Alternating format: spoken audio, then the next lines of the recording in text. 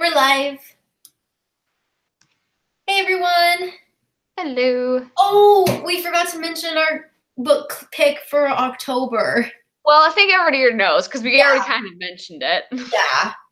Do you have the Y'all book are with you? wondering. What? It's from Houdini. Yeah, we forgot to mention Escaping from Houdini is our next book.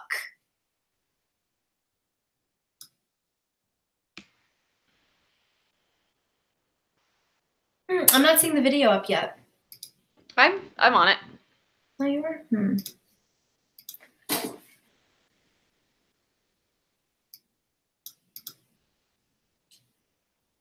Ah, there it goes.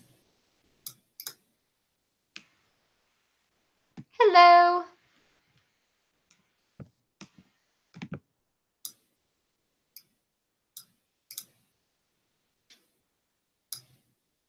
Will you write in the comments how to say your name? Because I don't want to missay it. And I'm reading it as Erin, but I don't know if that's right. Oh, is it Erin or is it Erin? It's so worth it, though. It's so good. It's really good.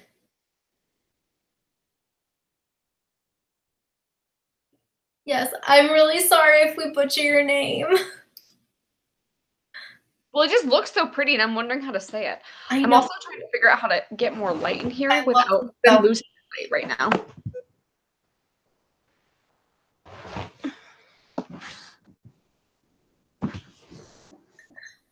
Here we go. Oh, it's pronounced as Erin. Okay. It's so pretty. I love the spelling of it. I think I said Erin. I'm really sorry. No, I love the spelling. It's I agree. I really like the spelling too. Yeah. Okay. Sorry, y'all. I'm sitting on the ground because I'm losing my light from my big window here because it's 6 o'clock. So. Oh, that's right. Okay. Oh, it's been dark for me for a while. It's already 8. Okay. Let me grab my book.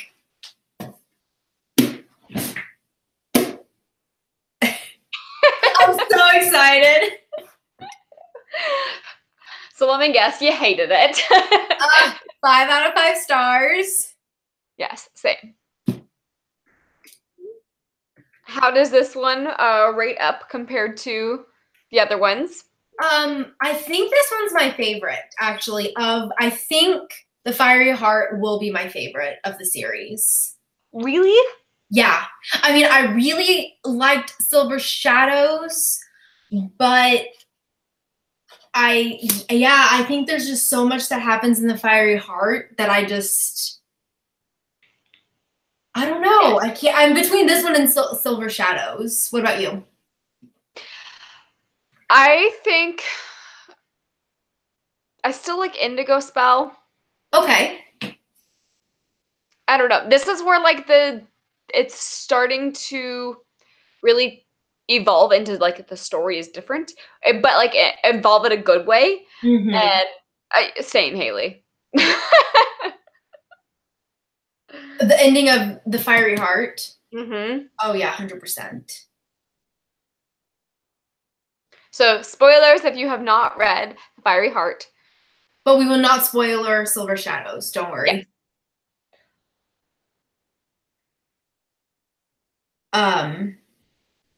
So what? How does this one end? So I don't go past it. Yeah, I want to read the last line.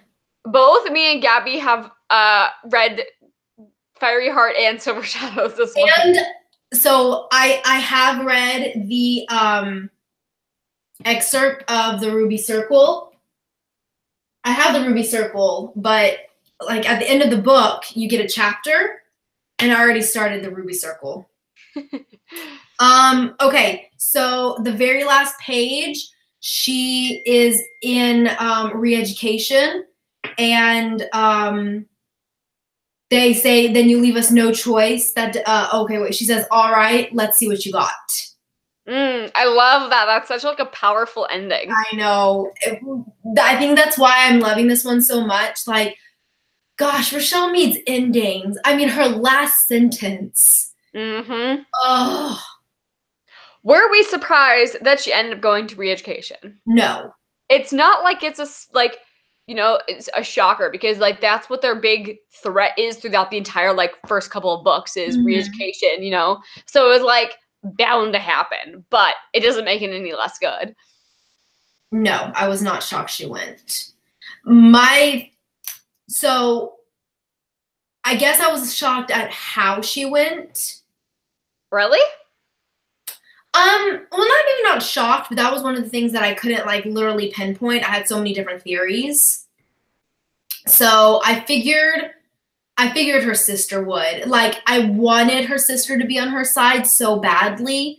But as we were reading through The Fiery Heart, I was like, I don't think her sister's gonna have too much redemption, to be honest. And like part of me still wondering, like, in the last 2 books, will her sister have any redemption?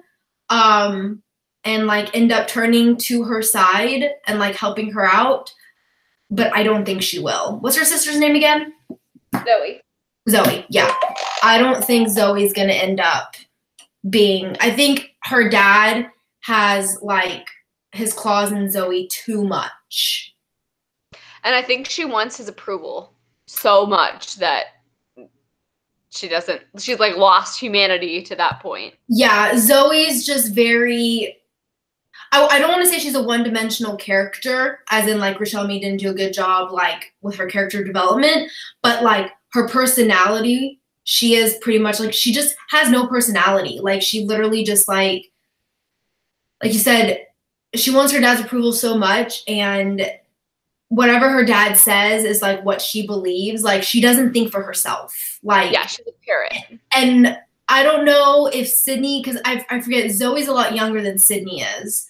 And I wonder how old was Sydney when she started hanging out with Rose and started like having new perspectives on like the vampires. I think they talk about Sydney being like 17? I think she's 16. 16 in the Vampire Academy? I think. Okay, so she's only a year older than Zoe then. Yeah. So it's not like she's had a drastic different upbringing. Yeah. So but you gotta think though, like they did have a different upbringing because Zoe was always not the focus. It was Sydney. You know what I mean? Sydney was already going on missions at 15. Yeah. And Zoe's doing her very, very first one. Mm-hmm. Did we like I liked the interactions of like her learning to drive and such. And I liked that like she was trying to like push Zoe to open up that perspective a little bit and like use like the car carrot as like moving her sister along a little bit. And I thought we like got to see her waver a little bit, and I appreciated that perspective of seeing her being like, I really want to learn how to drive. Like, is being with Eddie really that so bad? I like that we got to see that. I have a feeling, so I'm like curious if Zoe knows how bad re-education is. Because I don't think no one knows what. I don't think anybody really knows how bad re-education is. It's always like a looming threat, but they don't like fully get it, because Sydney even didn't fully get it until she went and saw how bad what's his face was. Yeah, Keith. Yes. Yeah, and then I mean, it's not going to spoil her Silver Shadows, because we already like the last chapter is her in re-education, and she talks about how she's lying on a damn floor on concrete. It's cold. Her clothes are gone. It says it's 50 degrees. Her clothes are all gone, and she's like drugged. So we know she's gonna get tortured. Like, we know this is gonna be bad. Yeah, it's not gonna be a stay at the Marriott. It's not gonna be a good stay. Yeah, so I'm curious if Zoe finds out how bad it is, if she's gonna move to her side, or if Zoe is just gonna end up being like her dad. Because I don't see her dad having any ever wavering. What? Like ever wavering? No. Oh wait, that's in Silver Shadows. I almost spoiled something in Silver Shadows, and I had to stop myself. What do we think about how she got to education? Were you surprised that she was willing to sacrifice herself for Eddie's sake? I wasn't. I was not surprised, but I don't understand why they both couldn't have run. Because she was slowing Eddie down. Oh. Because Eddie could run away, and when she was running away, like, they were shooting at Eddie, and they didn't want to kill Sydney, but they didn't care if they killed Eddie because he's a creature of the night. And that's right. He couldn't, like, run away fast enough because he was trying to keep pace with Sydney to protect her. Oh, I love Eddie so much. I do too. Like, that's why I think I love this story so much, is that we get more character development from, like, the other, even though we don't see a lot of Jill. It's really so weird. Like, Jill was, like, main character in book 1 and 2, and now she's, like, has, like, 2 lines of dialogue. Mm-hmm. Same with Angeline. She kind of fell off the surface on. Yeah, but then Eddie got more. I just love how I like melted when that happened. Ugh. Oh. The center will hold. Oh my god, that was. We were like driving while we were listening to this one, and I was like, "Did you hear that?" And I was like, because me and Trevor were listening to it together, and I made him rewind it. And I was like, "You have to listen to this part. It's so good." I know, this book is so good. Okay, seriously. So we both rated it 5 out of 5 stars. Yeah. Okay, do we want to talk about any cons?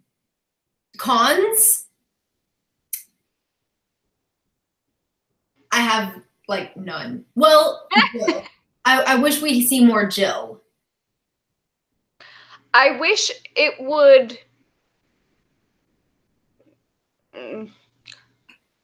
I prefer Vampire Academy over Bloodlines because I like the fighting aspects, and I like that it feels a little bit faster of pace. Mm-hmm. I wish we would see a little more in action style, I guess. So yeah. I guess that maybe is a con, but it doesn't really suit the story very well because they're in hiding. So yeah. Whereas here's something. I wish there was more Strigoi danger because, like, that's supposed to be like a looming threat, and there's not. Like, we don't really talk about the Strigoi. Well, I think it's maybe because where they're at, there's, like, no Strigoi. But I mean, clearly there's Strigoi. You know, like, especially if they're trying to, like, hunt down the royal family still. Yeah. So I actually like the Bloodline series a little bit better. I knew, yeah. I think it's because Sydney is probably my favorite character. Over Rose? Yeah. I think I know. I love Rose. But I think it's because I connect more to Sydney because of, like, her science and how she thinks things through, but Rose is more of, like, a hothead. So personality-wise, I connect more with Sydney. Because if I were any of these characters, I would be Sydney probably. But I don't know. I love Rose though. I just really like Rose's snark, so she'll always be more favorable to me. Okay, one thing though that I will say is I love how Sydney becomes more sassy.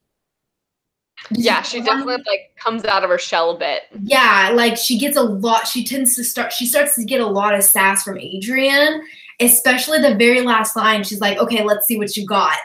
Like, that's just not something Sydney would say. Yeah, she definitely, like, shows, like that quiet warrior type of thing. Yeah. Yes, sassy characters are the way to my heart. Yes. Yes, I love that. What about the intimacy between Sydney and Adrian in this book? Oh, I loved it. My favorite scene is when they're, like, eating pizza or something, and she's like, I want you to stop using spirit. And he goes, okay, well, he's like, if you can shock me, I won't use fear anymore. And she's like, I'm on birth control. I know. I love that. Was like a tidbit of sass that we get to see from her, and I'm like, yes, girl. I know. I loved it, and it's not a spoiler to Silver Shadow, but like you see a lot more of her sass as things progress. But yeah, I love that you see her sass. Were you surprised that she was willing to go to that level? Yeah. I was too. Like, I was really surprised that she was like ready to go from like getting together and then being like, okay, let's have sex. Like, I was like, wow, that kind of escalated quickly. Well, I mean, not necessarily, because they don't have sex until halfway through the book.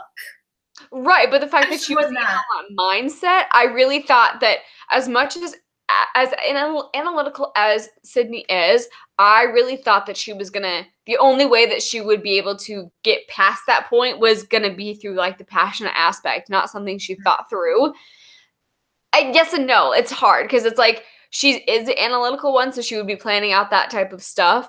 So I would expect her to like have condoms on her just in case. But I think I was expecting her to be more of like a passionate throw caution into the wind type of thing than her planning out to have sex. Yeah, but I actually really loved the message behind it. I love that Rochelle Mead put safe sex in the book.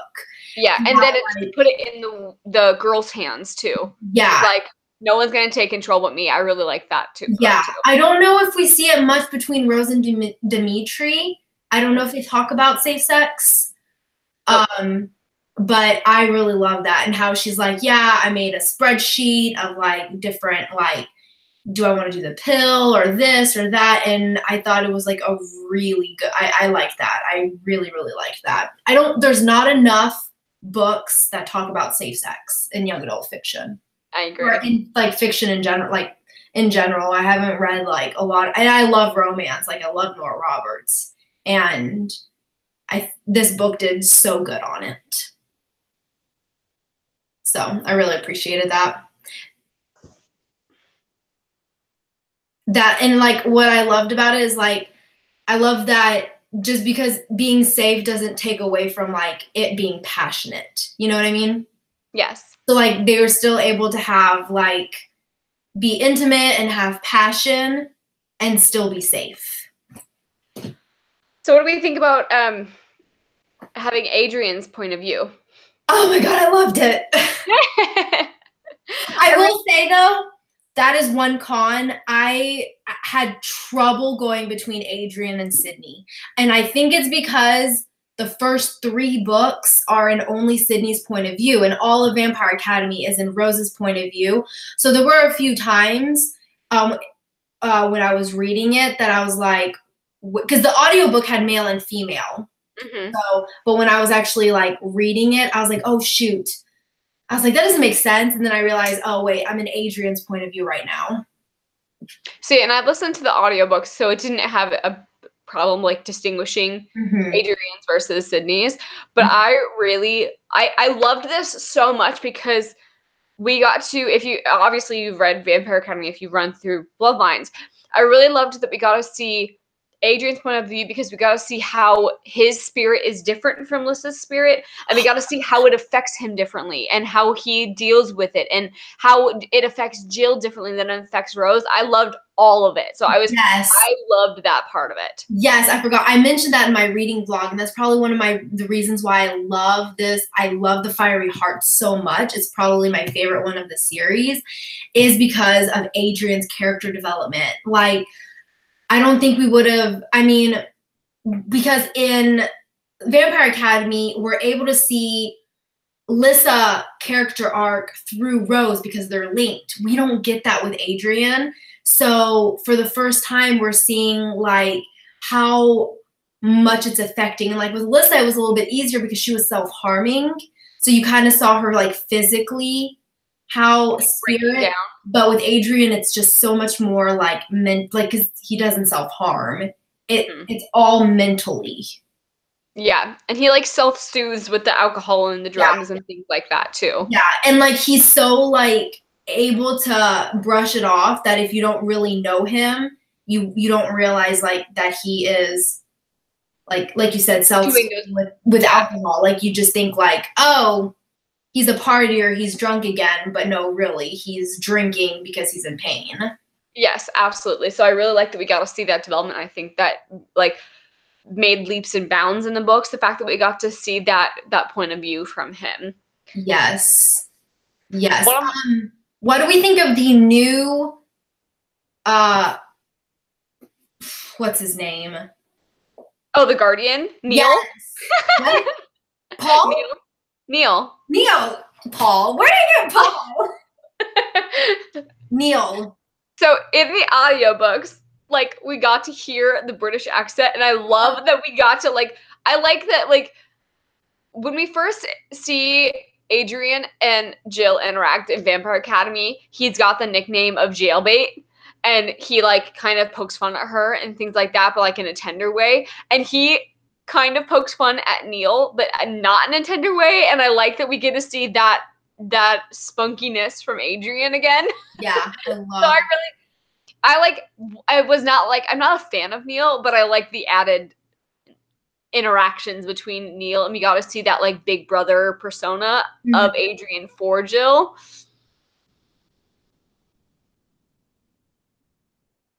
Oh, I love that. Yes. Yeah.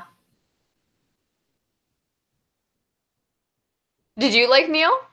I didn't dislike him. He's new. I liked how he brought a little bit of comedic relief because everyone's like picking on him. Mm-hmm. You know? And his like British accent and yeah, and like the girls are like, well, I want to like him because I can't like him. And I just thought it was funny. I liked that we got to see. Is it in this book that we get to see Neil interact with Dimitri? No. That's in the next book? Yeah. Okay. Yeah. Yes. Yeah. Neil doesn't play like a super big part in the series. No. So it's like, doesn't feel like it's necessary, but I don't mind. Oh, it is in this one. Wait. No. Yes? I don't remember. Well, it's not like it's a big spoiler. No. Neil kind of fangirls over Dimitri, and I like that aspect that we get to see like him like worship Dimitri. Oh, yeah, at the very end, they're all together. Yeah. Yeah, when Eddie shows up. Mm-hmm. Yeah. I love that we're even going. I also love the ink part. How she like figures out that she can create the ink and it can be invisible. And from like the like easiest stuff like salt. Yeah.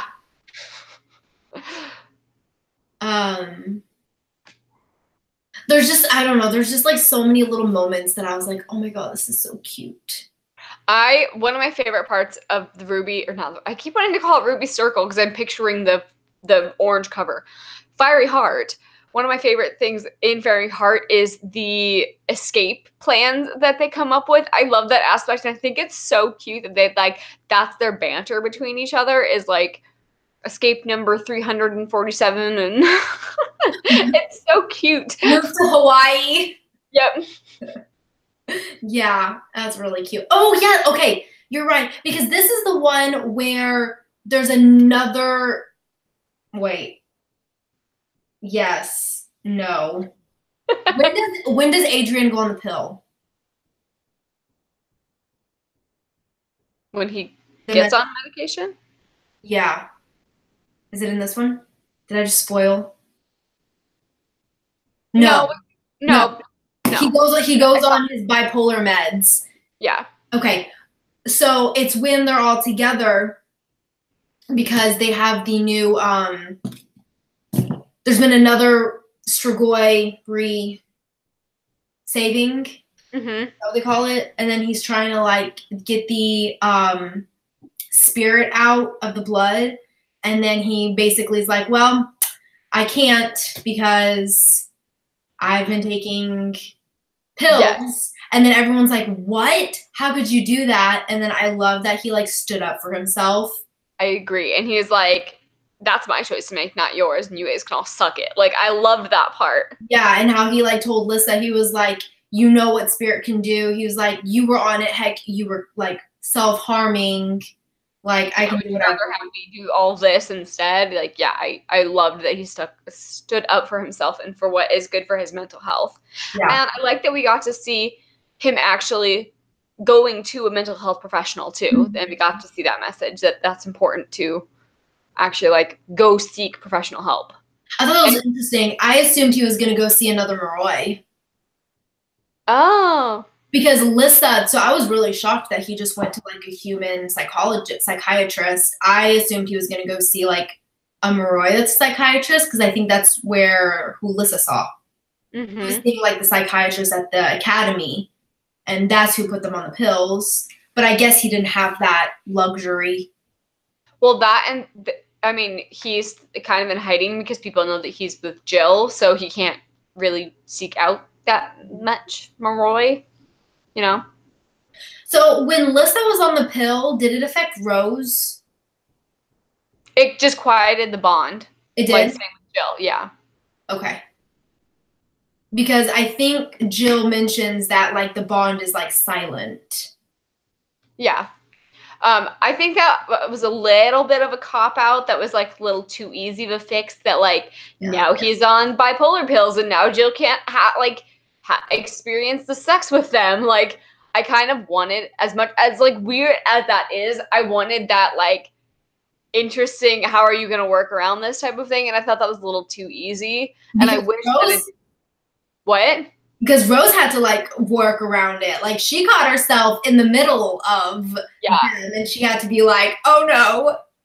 And I think that's just such a funny like aspect, like the fact that she was like feeling those feelings for Christian, and she's like, no, stop feeling these things. These are not you. And like we kind of saw that a little bit in the earlier books, was that you got to see Jill kind of like being like, Sydney, your hair's so beautiful that way. And like, I just wanted to see that progress in like that awkward, weird way that's not normal in books. And I thought that that would have been just funny. And I thought it was a little too convenient that the bipolar pills shut it completely off and then they could have the privacy.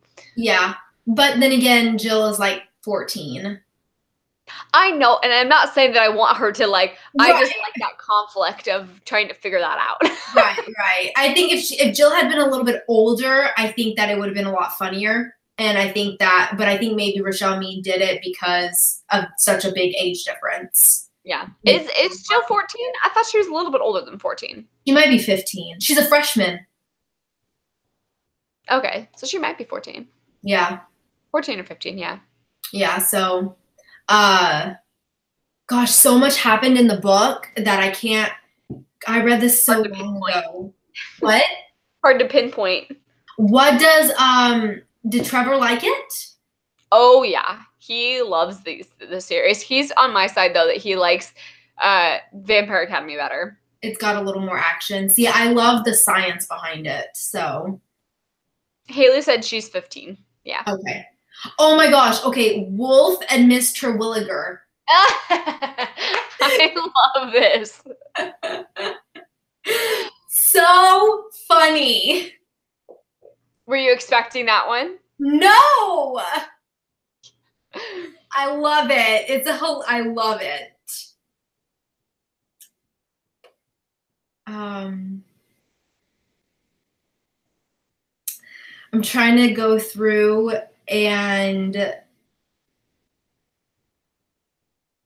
I don't know. I know we talked about Zoe a little bit. Do you like Zoe? I don't like Zoe, but I don't think you like said exactly like if you liked it or not. I don't care for Zoe. I like Sydney's tenderness towards Zoe. Yeah. But I don't really care for Zoe. Agreed. I wish we got more magic in this book. Yeah. More of that's probably a con for me. More of her using her magic. Yeah, and like her like reaching out to like members of her coven. Yeah, and things like that. Like, I wish we would have, like, gotten a little more witchy side to it. Mm-hmm. Oh, it's wait, is this the one with the wedding? No, that's in the Indigo Spell is the wedding. Yeah. Sonia gets married. Which is the one where she gets attacked? Is that in the Indigo Spell? No, this is in this one, right? They're at the court and Yeah. like Yes. and then she learns what it really means to what is it that they do? That they do to girls, like Dimitri's friends. Yeah, I don't remember what they call it. I forget what they call it. And then Rose is like, oh, that is not okay. Mm-hmm. And then Adrian has to, like, own up to his shit, and she, like, finds out, and yeah, and she gets like really upset. And then that's when she learns that he'd been, he's on medicine. Mm-hmm. Let's see. I find it a little hard to believe that he was, like, doing his tree jitsu with the tree to, like, fend him off. And, like, you're surrounded by guardians. How is no guardian coming to your rescue? Like, I find that a little unbelievable. Well, Eddie shows up.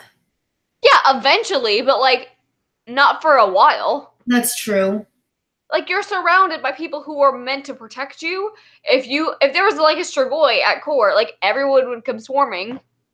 How is no one swarming when she's, like, screaming and stuff? Like, that I find a little unbelievable. Yeah, that is true. I like that they still hide it at court. And that they, like, don't tell Lissa. And they're like, and when they get stranded, too. So, I don't want to, okay. Do we think that obviously the relationship, I assume, is going to come out in the open. Do we think that the vampires are going to, or do you think that, like you said, like Lissa, Rose, and Dimitri, that group, do you think that they're going to accept them? I think yes, because the keepers. Like, it's already normal a little bit. Like, it's not normal, like, accepted by everybody, but, like, they've all interacted with the keepers, so I don't think it's that weird for them. And Lissa's already, like, a progressive queen, so I think she would accept it. Yeah. I think, like, the old royals and things like that won't. Yeah. Okay. What do you think? What do you think their friends are going to react? Oh, because she's human. So I don't know. You say that with such distaste. She's human. Well, I mean, she's technically, I guess, not human. I don't know. Is she human? She's a witch. I mean, I think they're still human, though. Yeah, she's a human with witch abilities, and she's also an alchemist. So, yeah, I think like the main people will be okay with it. I think Rose will be okay with it. Does Rose know right now? Like, does she already assume? No. I thought she kind of like assumed. No, because they're all like, remember that they were when the two girls there was another Strigoi saving. She was like, shouldn't you settle down and you know, be with, yeah, Olive and Nina. She was like, shouldn't you settle down and you know, like, be with one girl? And he was like, I can't do that. Like, I would disappoint all these ladies. Oh, Adrian. Oh, I love it. I agree, Haley. So Rose just doesn't seem like she's one to judge that, and Lissa's more of an open-minded queen. Yeah. I don't think any of the alchemists will be okay with it. No. I would be very interested. Like, do you guys think her mom would accept it, or her other sisters? Not like. Yeah, I think Carly and her mom will accept it. Really? I don't know. Because they're so out, they want out of that world so badly that I think that they would just be like, I don't want you anywhere near it in general. No, I think they're just over like the being told what to do. I don't know. Because like the alchemists are so oh, what's the word? Commanding. You know, like you can't think for yourself. And I think her mom only wants what's best for them. I don't think her mom has as much hatred as her dad does. Oh, I agree, but I think her mom is so fed up with everything in that world that she's just like, I want out. But when they go see Carly, that's not till later.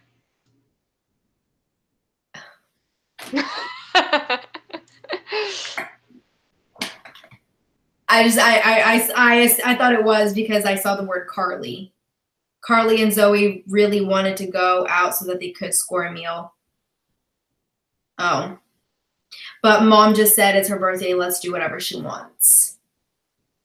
I happen to like be at the perfect spot where she's like talking about how like her dad like does everything that's like practical, and her mom's like, just sometimes you can just do things for yourself.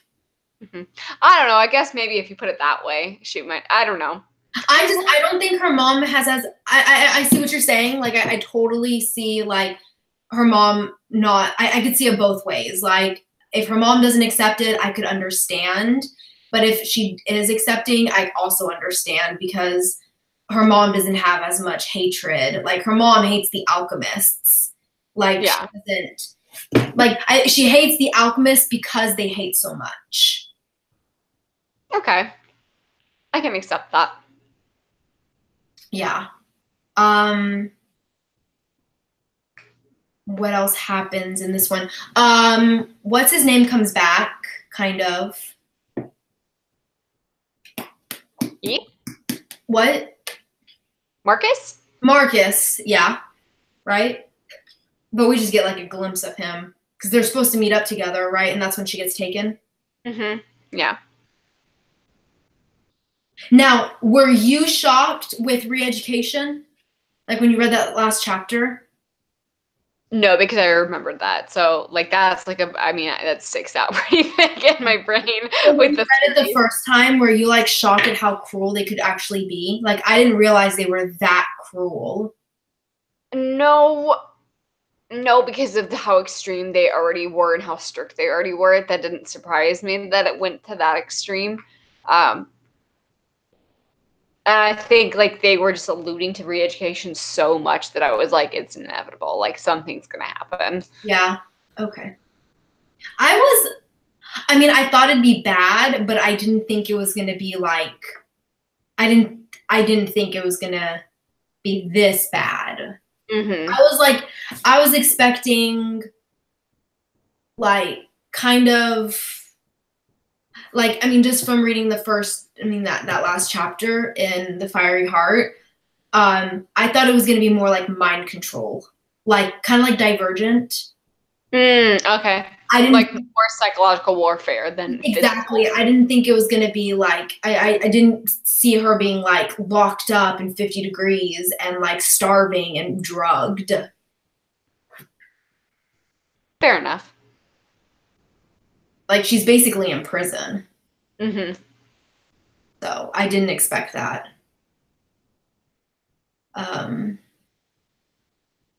Was there anything you guys want to talk about that you like, things you liked, or any cons that you guys saw in the series, or just in this book in general? Any characters that we didn't really get to see that you'd like more from? I wish we got to see a little more Rose and Dimitri, but that's because I love them. So, always. And we got a little bit of Christian, and I love Christian because he's so snarky. Yes. Mm-hmm. Like dark and brooding. Yes. And we only see I think we get like a paragraph of him. Yeah. But I do like that they kind of like, because of the family things now with his mom and his aunt and like what happened with that with Adrian and Christian. I like that we get to see that they're still on the same side, and they're like, I like that Christian was like, don't worry, Adrian, like, I will teach them a lesson type of thing, like, after they assault Sydney and stuff. Like, I like that they still get to be like that friends, even though they, like, there's shit that has gone down. Yeah. I also like how Dimitri and Adrian, like, don't hate each other as much anymore. Yeah. Like, I could see them. But it's also not, like, insta friendship either, which I really appreciate. Like, even still in this book, he was like, I just needed to get away because I was not going to faint in front of Dimitri. I was like, I liked that. Like, that I love that. I'm not showing weakness in front of these people. I love that. I love that. It's funny seeing Rose from Adrian's point of view as well. Really? With, like, how pretty she is. Yeah. I like seeing that. It's nice being able to see all these characters from different perspectives. Yeah, it gives you more of, like, a well-rounded idea on everything. Yeah. And I love, like, I don't know. I think she does a really, the bond to me is just so smart. I thought it was so well done. I agree. It's so smart, which is why I'm really sad that Lissa and Rose's got broken. To me, it seemed like a little bit of a cop-out. I know. I kind of wish it would stay. It also makes me, like, wonder how they interact with each other now that the bond is broken. Like, I would like to have, like, a 10 years later type of thing and see, like, where they're at. It just seems like crazy, like, drop a bomb on us like that at the very end and then not, like, get to see it through. Yes, I agree. I was going to say you have theories, but you've already read them. If you had to choose, would you want, like, another book set in Rose and Dimitri's point of view, if we're doing, like, dual POVs, or another book in Adrian and Sydney's after everything? So, have you read The Diviners? No. Okay. The Diviners has actually a lot of POVs, but it works so well.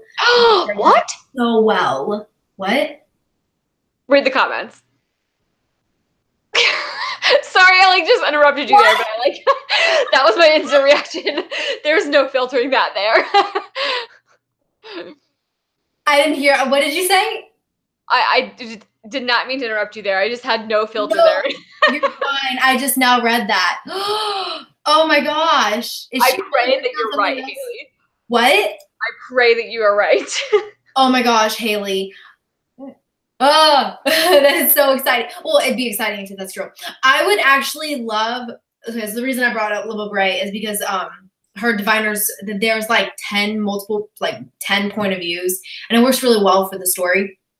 I actually think it would be really fun to see maybe a book on, like, multiple characters, because we know these characters already. Mm-hmm. They arced, and we've had 2 series. So I would love to see, like, a new series and see Rose's, Dimitri's, Jill's, just kind of like I don't know if it would be too overwhelming, but I think if it's done well, like I would say, like with the Diviners, it's done really, really well. I think it could make for, like, a really fantastic series. So I would love to see more Lissa and Jill's interactions of being, like, sisters. Yeah. And seeing that interaction and maybe, like, her discovering things about their family, like the Dragomir family and things like that, and, like, just imagine, like, they all go on vacation together and, like, they're diving into, like, their backgrounds and finding out things, and they're all, like, on a royal vacation together. I'm just now I'm daydreaming about this. Some fanfic. Right? No, I'd love to see another series with all their perspectives because I don't think I could choose because I want to see how Lissa and Rose are doing without the bond. I definitely want Adrian for sure. I love Sydney's perspective. I'd want to see more Jill. I feel like that would be a great way to get more of Jill's perspective because so I already read Silver Shadows, so I know how it ends. And so I want more, I want more Jill. I feel like we haven't had the opportunity to really get her perspective. This is like, I know everybody complains like the people who are together, the next step doesn't have to be babies, but I just want a baby. I want a baby in the series and I want to see them, whoever it is, to struggle going through and being pregnant. And I want to see that and like fun. So entertaining. I want to see these people interact with the baby, and I think that'd be great. Yes, Haley says let's do Avengers type thing with Vampire Academy and Bloodlines. Yes. Well, we know that Rose and Dimitri cannot have a child. So I don't care. I would love anybody. So it'd be Sydney. I'd love to see Sydney and Adrian have a child. Well, Sydney actually talks about having kids with Adrian. Doesn't she? Also, like, but can the two Maroys can't have children, can they? Yes, they can. They can. Yeah. So you could do like Christian and Lissa. Yeah, Christian, Lissa, or Sydney, and it's only Dampiers that cannot have children with each other. But Dampiers can have children with Maroy.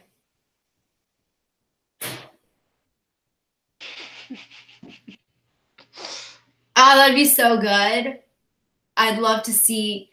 Yeah, So to answer your question, yes, I'd love to see from everybody. You didn't cop-out answer though. I asked if you wanted a Rose and Dimitri or Sydney and Adrian. So we haven't had any Dimitri point of view. I know. I would love that. I'd love that too, actually. I'd love to know what's going on in his head. Right? Like, I don't even care if it's, I'd like, give me a recycled story. I will eat it up if it's from Dimitri's point of view. Like the whole, like, Twilight thing. Like, give me another perspective. Like, I want, like, Midnight Sun. Yeah. Like, give me the first book in Dimitri's perspective. Y'all need to read Vampire Academy 10th Anniversary Edition because there's some extra stories in there, and it's top notch. I need to get it, yeah. I really I'd want Rose and Adrian's point of views. I love Rose and I love Adrian's. Those are probably my two favorite point of views. I love Sydney's point of view as well, but I think them two, I think it's just like, because they're so snarky and funny.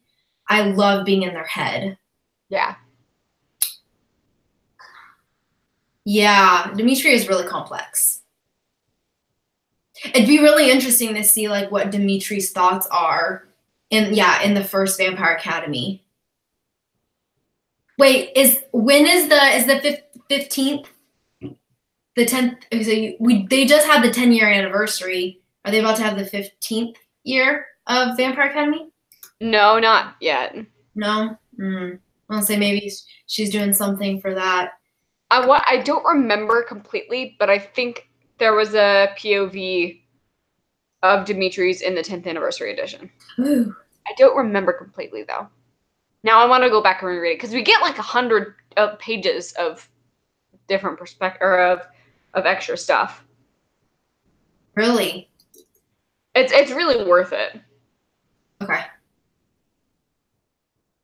I'm trying to look at my review and see if I wrote anything. Okay, as of June 22nd, 2018, I'm on Rochelle Mead's website. Does it say she's writing something? No, the Emerald Sea. See, it's such a shame that I don't enjoy her other books. Yeah. She's such a good writer. There is one from Dimitri's point of view. From the 10th anniversary. Yeah? Okay. I need to get it then. So you already read that though, right? I have.